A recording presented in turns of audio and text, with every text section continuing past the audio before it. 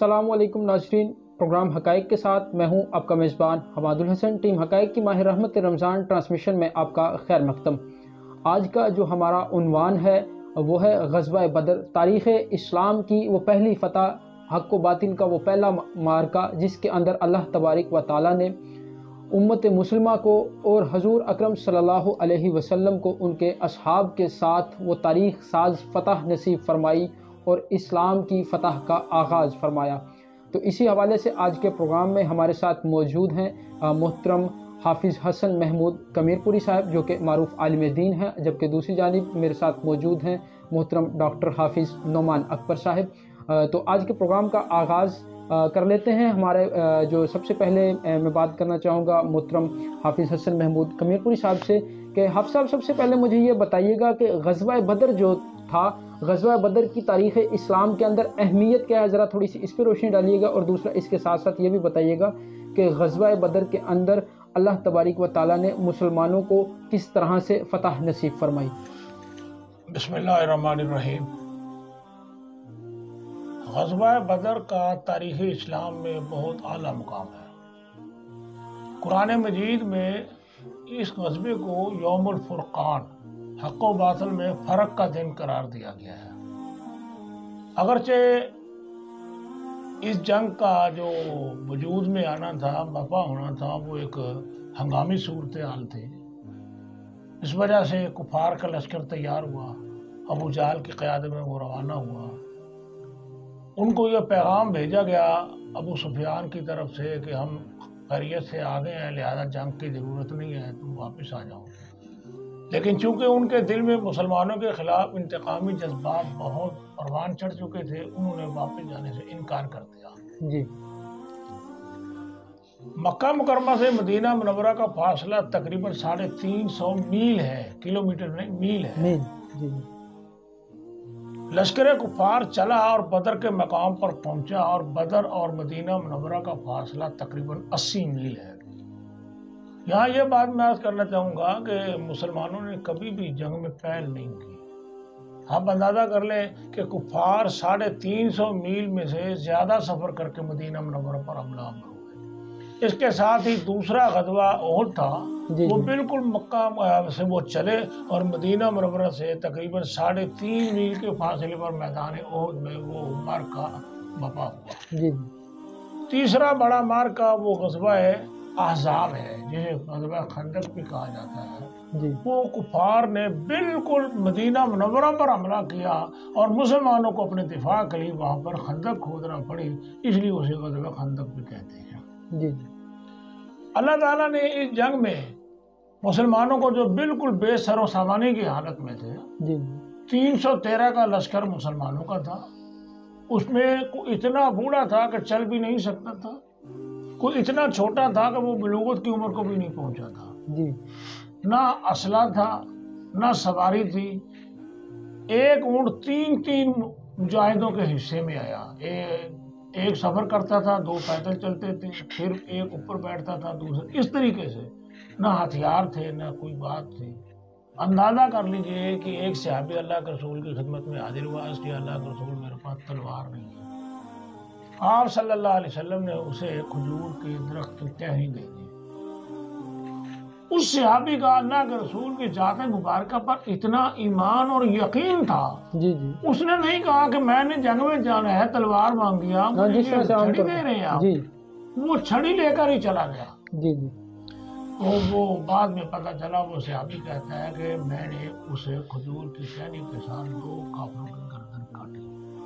یہ اللہ کے نبی صلی اللہ علیہ وسلم پر ان کا ایمان تھا۔ اور یہی علامہ اقبال نے کہا کہ کافر ہے تو بے تیغ بھی لڑتا ہے سپاہی، اس نے بے تیغ لڑنا پسند کر لیا۔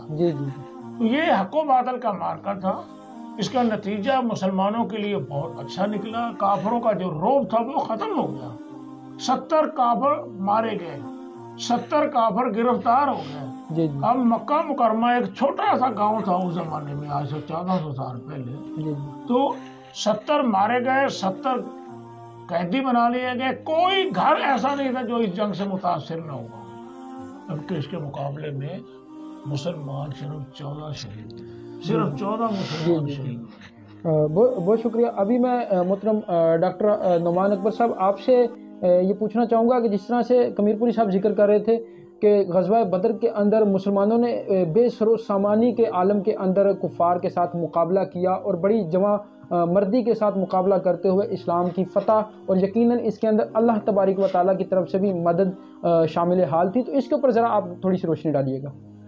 اصل میں مین چیز جو ہوتی ہے نا وہ انسان کا بلیف سسٹم ہوتا ہے، جی ہوتا ہے. اور صحابہ جو تھے نا، بلکہ اس سے پہلے صحابہ نے سے حضور نے پوچھا تھا آپ میرے ساتھ چلیں گے؟ تو صحابہ نے عرض کیا یا رسول اللہ ہم وہ نہیں جیسے حضرت موسیٰ علیہ السلام کے امتی تھے، فَاذْهَبْ أَنْتَ وَرَبُّكَ فَقَاتِلَا إِنَّا هَاهُنَا قَاعِدُونَ، کہ بھئی جو کہیں کہ بھئی موسیٰ آپ جائیں، آپ کے رب جنگ کرے، ہم آپ کو چھوڑتے ہیں. کہا کہ حضور ہم آپ کے ساتھ جائیں گے ہر میدان میں، ہر مارکے میں. اور پھر انہوں نے جانیں نچھاور کی، جیسے حضرت نے بیان کیا فرمایا بھی کہ ٹوٹی تلواروں کے ساتھ، اتنی جوان مردی سے، بڑی شجاعت کے ساتھ، دلیری کے ساتھ، جرت کے ساتھ، استقامت کے ساتھ جو ہے انہوں نے جانیں دی اپنی.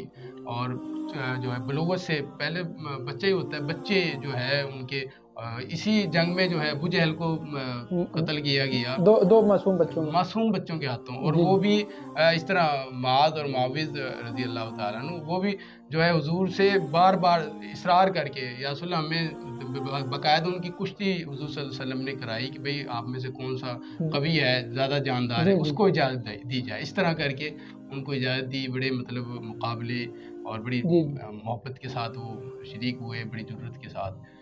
یہ ایمان تھا ان کا مین چیز، بلیف سسٹم تھا اللہ تعالیٰ پہ، حضور علیہ السلام کے فرمان پہ، اور پھر محبت تھی اللہ تعالیٰ کی، حضور صلی اللہ علیہ وسلم کی. بہت شکریہ.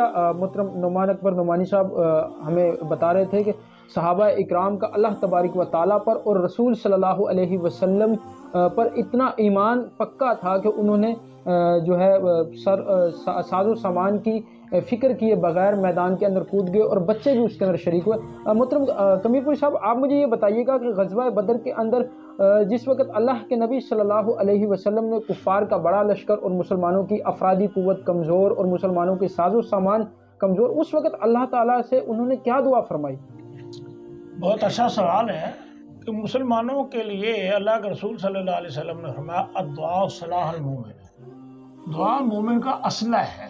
جس طرح پریشانی کے عالم میں ہم بندوق، پسٹل، رائفل وغیرہ استعمال کرتے ہیں، اس طرح کہ مسلمان اپنی پریشانی کی حالت میں اللہ تعالیٰ سے دعا کے ذریعے رابطہ کرتا ہے.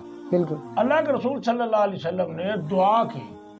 حضرت ابوبکر صدیق جسے آج کی اصطلاح میں 2IC کہتے ہیں، سیکنڈ ان کمانڈ تھے، وہ اللہ کے رسول کے ساتھ تھے.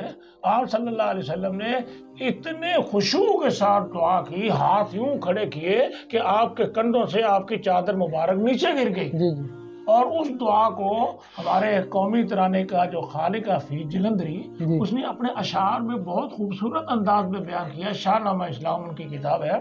وہ پہلے لشکر کی تعریف کرتے ہیں، پھر اللہ کے رسول کی دعا کا تذکرہ کرتے ہیں کہ یہ پہلا وہ جیش تھا دنیا میں افواج الہی کا کہ جس کو اعلان کرنا تھا خدا کی بادشاہی کا، کسی کام کے لیے نہیں، اللہ کی بادشاہت کے لیے.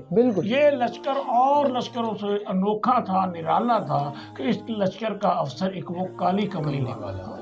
بالکل. اور پھر انہوں نے آگے دعا کی جو اللہ کے رسول، انہوں نے اس کو بیان کیا الہی یہ تیرے بندے ہیں، تیری راہ میں حاضر ہوئے ہیں، سر بکف ہو کر شہادت گاہ میں حاضر. تو تیرے قرآن کی آیات ہیں ان کی زبانوں پر، مدار قسمت توحید ہے ان چند جانوں پر. اگر اغیار نے ان کو جہاں سے محو کر ڈالا تو قیامت تک نہیں پھر کوئی تجھ کو پوجنے والا. الہی اب وہ عہد لیلۃ المعراج پورا کر جو محمد صلی اللہ علیہ وسلم سے کیا تھا وعدہ وہ پورا کر. بالکل. اور حضرت ابوبکر صدیق رضی اللہ تعالیٰ انہوں نے دعا سن کر عرض کیا اللہ کے رسول دعا بہت ہو گئی ہے، اب آپ سبوں کو سیدھا فرمائیں. جی بہت شکریہ. محترم ڈاکٹر نعمان صاحب مجھے یہ بتائیے گا کہ غزوہ بدر 17 رمضان المبارک یقیناً اسلام کی تاریخ کا بڑا اہمیت کا حامل دن ہے. تو مجھے ذرا تھوڑا سا یہ بتائیے گا کہ غزوہ بدر کے اندر جو اصحاب شامل تھے ان کے لیے اللہ تبارک و تعالیٰ نے کیا کن انعامات کا ذکر فرمایا، اور جو اصحاب کسی مجبوری کی وجہ سے اگر اس کے اندر شامل نہ ہو سکے تو ان کے لیے اللہ کے نبی صلی اللہ علیہ وسلم نے کن انعامات کا ذکر فرمایا؟ اسلام میں خلفائے راشدین کے بعد جو ہے نا 313 صحابہ کو جی خاص مقام حاصل ہے غزوہ بدر کی نسبت سے، غزوہ بدر کی نسبت سے، اور ان کو جو ہے اللہ تعالیٰ کی طرف سے خاص انعامات، ان کے خاص اللہ تعالیٰ کی طرف سے وعدے ان کے لیے، ان کی فضیلت 313 کی خاص نمایاں ہے۔ خلفائے راشدین، اس کے بعد 313 جو تھے بدری صحابہ، بلکہ حتیٰ کہ جب حضور صلی اللہ علیہ وسلم کی دنیا سے پردہ فرما جانے کے بعد صحابہ کو اس معیار پہ پرکھا اور فضیلت کے اعتبار سے ان کو جو ہے جو ہدیہ اور تحفہ جات دیے جاتے تھے حکومت کی طرف سے، بیت المال سے، ریاست مدینہ کا جو بیت المال تھا، گورنمنٹ آف دا مدینہ، اس کی طرف سے جو نوازا جاتا تھا ان کو مقدم کیا جاتا تھا، ان کو زیادہ ترجیح دی جاتی تھی۔ تو یہ مطلب، اور اللہ تعالیٰ کی طرف سے اللہ تعالیٰ کی طرف سے بھی ان کے لیے عام بخشش اور مغفرت کا اعلان تھا۔ بہت شکریہ۔ آج کے پروگرام میں ہم بات کر رہے ہیں غزوہ بدر کے حوالے سے، اسی کے ساتھ ساتھ 17 رمضان المبارک امہات المومنین سیدہ عائشہ صدیقہ رضی اللہ تعالی عنہا کا یوم وفات بھی ہے، اس پر ہم بات کریں گے۔